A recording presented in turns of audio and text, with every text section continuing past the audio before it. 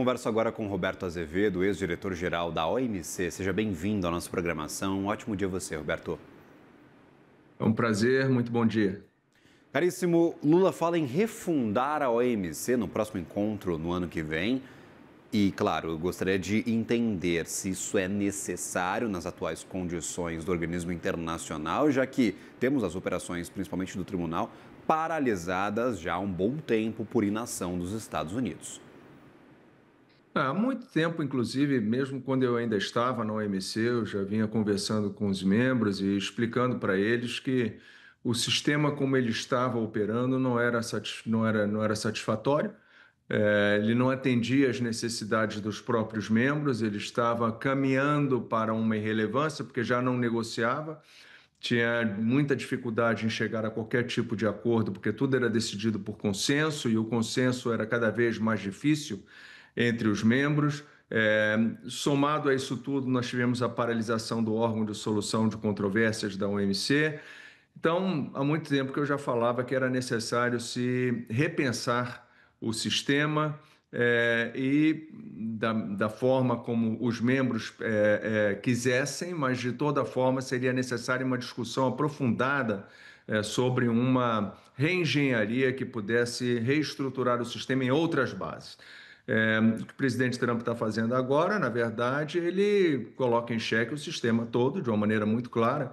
As medidas americanas, o chamado tarifaço, se nós olharmos em comparação com as regras da OMC, ele é absolutamente ilegal, não tem nenhuma sustentação jurídica e, portanto, a noção de que nós realmente precisamos reinventar o sistema, ela procede, eu acho que todos concordam. O problema é cada um pensa que essa reforma do sistema deve ir numa determinada direção, que não necessariamente coincide com a direção que o outro pensa, né? Então, enquanto Estados Unidos gostaria de Europa, talvez, pensassem em ir numa determinada direção, a China, o Brasil, a Índia e outros talvez pensassem em levar em outra direção.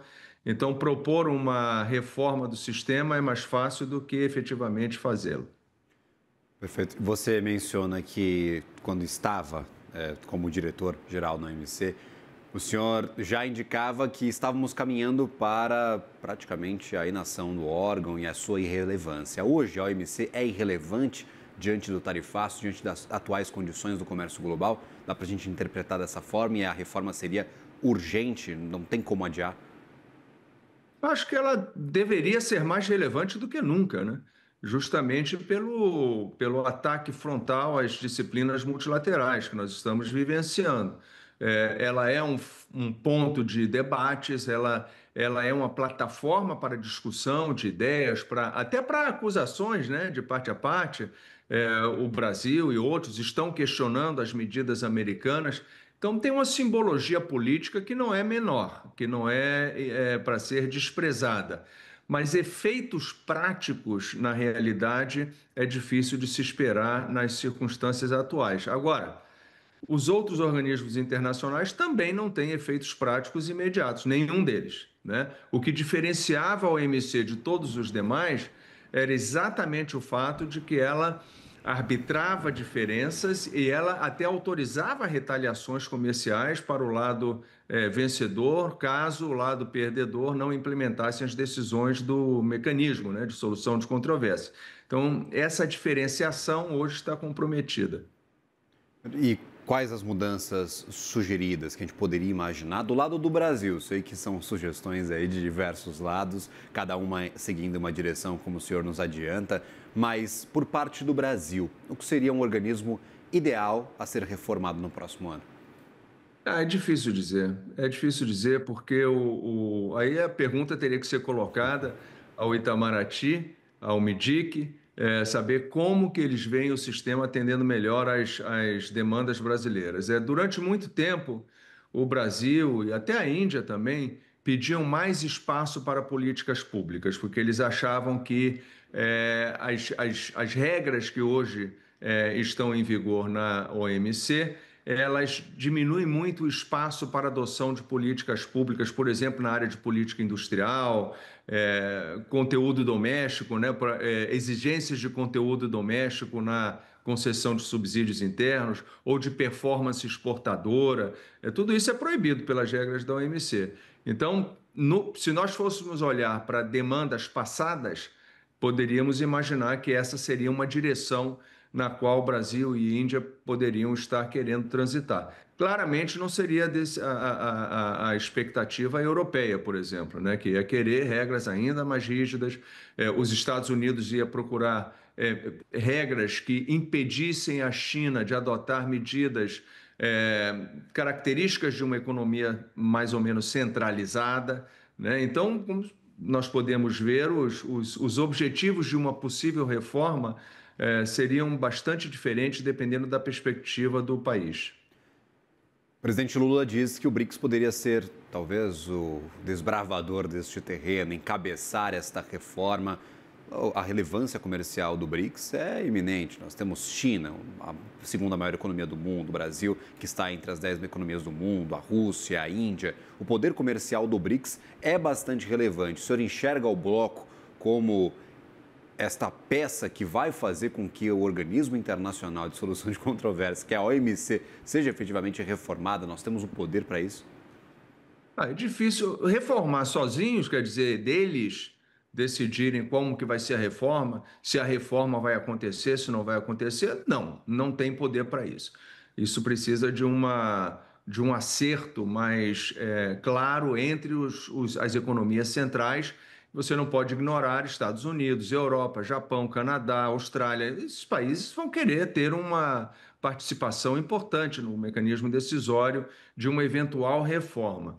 Agora, os BRICS serão parte claramente muito importantes. Nos anos recentes, se nós olhar mais atrás, os países centrais, né, que decidiam as regras do GATT que precedeu a OMC, né, do Acordo Geral de Tarifas que precedeu a OMC, eles eram decididos por 4 países centrais, que se chamava de Quad. Eles eram Estados Unidos, União Europeia, Canadá e Japão. Eram esses 4 que decidiam e depois exploravam os resultados dos seus entendimentos com os demais e iam vendendo essas decisões para o resto dos membros, né? Na OMC isso mudou.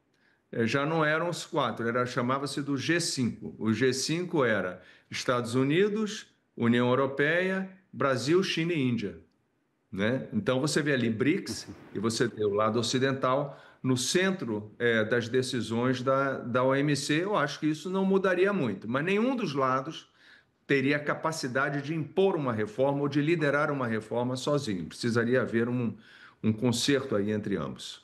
O que nos diz o formato do acordo fechado entre a União Europeia e os Estados Unidos sobre a disponibilidade ou não da Europa apoiar uma reforma no órgão, na Organização Mundial do Comércio? Porque tivemos praticamente a Europa cedendo às demandas norte-americanas e um discurso de que sim, a Europa foi favorecida durante anos por um comércio desigual e que agora teria de ser talvez um acordo basicamente unilateral para corrigir estes rumos. Este acordo firmado enfraquece talvez um apoio europeu a uma reforma da OMC? Depende do tipo de reforma. Eu acho que uma coisa que fica muito clara e que já era uma reclamação antiga de Estados Unidos e União Europeia e de outros países da OCDE mais desenvolvidos, era essa assimetria, porque enquanto eles mantinham uma média tarifária bastante mais reduzida, em torno de 4%, 3%, 4%, 5% no máximo, os países vamos chamar dos BRICS, né? Quer dizer, Brasil e Índia, com certeza tarifas muito elevadas, bem mais elevadas do que as americanas e europeias e japonesas, etc. A China um pouco mais baixa, porque quando a China entrou na organização em 2001, ela teve que negociar tarifas mais baixas, né, para poder aceder, para poder entrar na organização. Mas Brasil e Índia ainda têm as tarifas que foram negociadas numa rodada de negociações que aconteceu fundamentalmente no final dos anos 80, né? E essa realidade mudou completamente de lá para cá. Então, o patamar das tarifas, né? Hoje haveria uma expectativa, sobretudo dos Estados Unidos, União Europeia, dos países da OCDE, de reduzir essa distância das tarifas que são aplicadas por eles e as tarifas que são aplicadas pelos países emergentes. Essa não é uma negociação fácil, não é uma negociação simples. A China é, sempre se opôs a reduzir ainda mais as suas tarifas e, sobretudo, a Índia. A Índia não aceitava falar sobre redução de tarifas da parte dela em hipótese alguma. Os movimentos eram muito marginais, muito pequenos. Então, é uma tarifa, é uma tarefa hercúlea, para dizer o mínimo. Perfeito, aqui a gente está com tarifa aí na cabeça o tempo inteiro, as coisas se confundem. Mas o dado que eu tenho de cabeça aqui do Banco Mundial mais recente é cerca de 11,3% de tarifa média brasileira para importação de produtos. Se a gente comparar com estes 2, 3, 4, até 5% de países como países europeus e também dos Estados Unidos, tem uma distância bastante grande. Claro, há o favorecimento aos países emergentes, mas as tarifas já muito reclamadas por serem elevadíssimas, principalmente para Brasil e Índia. Vamos acompanhar esses debates. Fica à vontade, por favor. Não, aliás, Gabriel, desculpe te interromper, mas você faz um ponto muito importante, né, dessa diferença de 3, 4% contra 11%, né? Mas 11% é a tarifa que o Brasil efetivamente aplica. Na OMC, a média permitida para as tarifas brasileiras é em torno de 23%, 24%. Então, se o Brasil quisesse, ele poderia dobrar o nível das tarifas e ainda estaria dentro das regras, porque foi o limite máximo que foi negociado lá atrás, como eu falei, no final dos anos 80, começo dos anos 90. Então, essa simetria ela é enorme. Você não estaria baixando de 11 para 5. Você estaria baixando de 23%, 24%, não me lembro mais exatamente o valor, lá para baixo, algo comparável com 5%, 6%. Então, a distância é realmente muito grande.